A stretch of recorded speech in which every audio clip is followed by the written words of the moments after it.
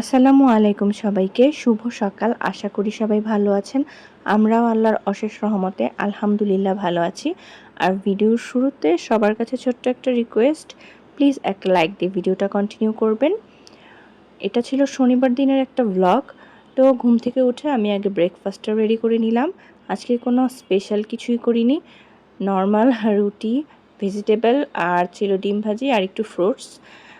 এই কারণ আজকে না মানে এক জায়গায় একটু বেড়াতে যাব, তো সারাদিন খুব বেশি একটা কাজ করব না, মানে একটু আলসেমি আজকে। আর তার উপর আরেকটাও ব্যাপার আছে, সেটা হচ্ছে বাচ্চাদেরকে না সকাল সকাল একটু আজকে পড়াতে বসাবো, কারণ ওদের তো ফাইনাল এক্সাম শুরু হয়ে যাবে কিছুদিনের মধ্যেই, তাই পড়ার প্রেশারটাও একটু বেশি। সেই জন্য আর কি এখন তো একটু ব্যস্ততার মধ্যেই কাটাতে হবে। তারপর তো আমি ব্রেকফাস্ট শেষ করে একটু গাছগুলোতে পানি স্প্রে করে দিচ্ছিলাম, কারণ হচ্ছে বৃষ্টি যদিও হয় তবুও না গাছের পাতায় দেখি বেশ ভালোই ধুলো জমে থাকে, তো সেই কারণে একটু পানি স্প্রে করে দিলাম গাছের পাতায়। আর তার মাঝখানে কিন্তু আমি আমার মানে ঘরের টুকিটাকি কাজগুলো সব গুছিয়ে নিয়েছি তাড়াতাড়ি করে, বেড গুছানো থেকে শুরু করে অন্যান্য টুকটাক ক্লিনিংগুলো করে নিয়েছি। আর এখানে হচ্ছে লাঞ্চের আয়োজন। আজকে লাঞ্চে একটু বিফ রান্না করেছিলাম, ইচ্ছে ছিল কালো ভুনাটা করব, কিন্তু সময় আজকে পেরে উঠিনি, সেজন্য ওটা করা হয়নি। আর এখানে একটু ভেজিটেবল ছিল, ডাল আর তেলাপিয়া মাছের ভাজিটা ছিল। তেলাপিয়া মাছের ভাজিটা খেতে কিন্তু মানে আমরা বেশ ভালোই পছন্দ করি।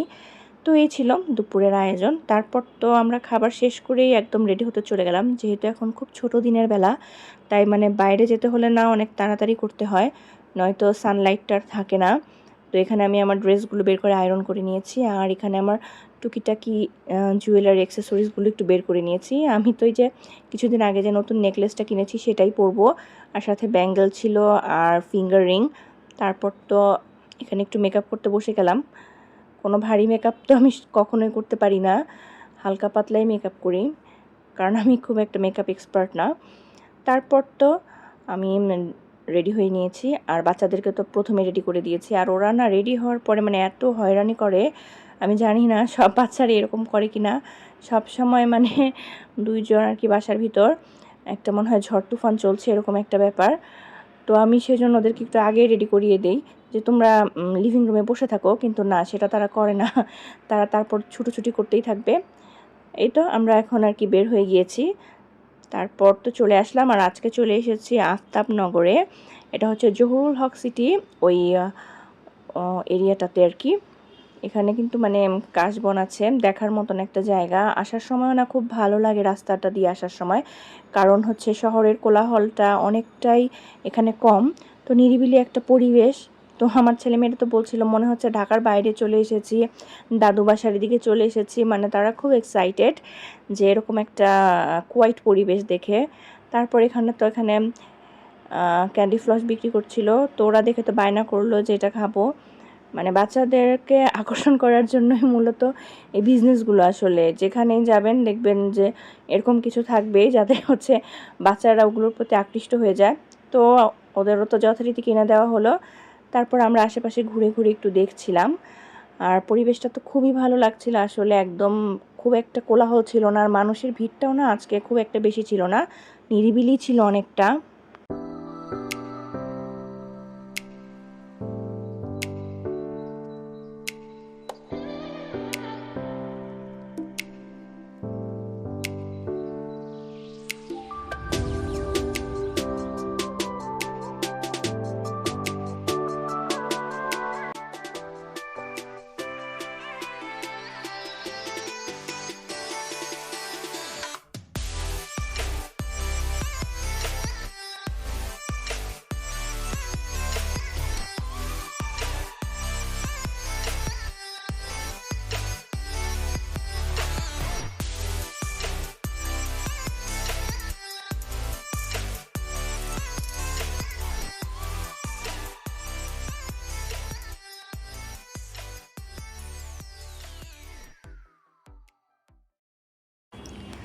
তারপরেই তো গোধূলি বেলায় চলে আসলাম, আর আকাশটা দেখতে তো এত সুন্দর লাগছিল, মানে বিকেলটা যখন গড়িয়ে সন্ধ্যা নেমে আসছে এরকম, তখন খুবই ভালো লাগছিল চারিদিকটা। আসলে মানে এটা একটা শান্তিপূর্ণই একটা জায়গা, শহরের কোলাহল মুক্ত, খুব ভাল লাগছিল। আর আমার ছেলে তো ঘোড়ায় উঠেছিল এখানে গিয়ে, ওই যে বললাম না, বাচ্চাদের জন্যই তো আর কি সমস্ত বিজনেস, ব্যাপারটা কিন্তু আসলেই সত্যি। তারপর আমরা এখন মানে ফেরার জন্য রওনা হয়ে গিয়েছি। আর এখানে তো কি সুন্দর রংধনু দেখা যাচ্ছে আকাশে। তো আমি মানে দেখে একটু আর কি ক্লিপসটা নিয়ে নিলাম। আর ফেরার পথে তো মানে সবাই বসে একটু খাবার দাবার খেয়ে নিলাম, কারণ বেশ টায়ার্ড হয়ে গিয়েছে, অনেকটা হাঁটতে হয়েছে কিন্তু পুরোটা রাস্তা। বাচ্চাদের একটু পাটা ব্যথা হয়ে গিয়েছিল। আর আমরা এখানে আশেপাশে মানে একটা ফুচকার দোকানে বসলাম গিয়ে, কারণ মনে হলো যে একটু লাইট কিছুই খাই। বাসা থেকে খেয়ে এসেছি তো খুব বেশিক্ষণ হয়নি, মোটামুটি পেট ভরাই আছে। তো এখানে আমরা ফুচকা নিয়ে নিয়েছিলাম 3 প্লেট। তবে ফুচকাটা নিয়ে আসলে আমরা ভুলই করেছি, কারণ এখানকার ফুচকাটা আসলে একদমই টেস্টি ছিল না, খুব খারাপ লেগেছে খেতে। মানে এর চাইতে আমি বাসাতে যে ফুচকাটা বানাই সেটা কয়েক গুণ বেশি টেস্টি। প্রচুর পরিমাণে ঝাল দিয়ে রেখেছে আর একদম টেস্টলেস। তো পুরো মানে টাকাটাই পানিতে এরকম একটা লাগছিল খাওয়ার পর। আর বাচ্চারা তো একটু খেতে পারিনি। তারপর তো আমরা অটো নিয়ে বাসায় চলে আসলাম।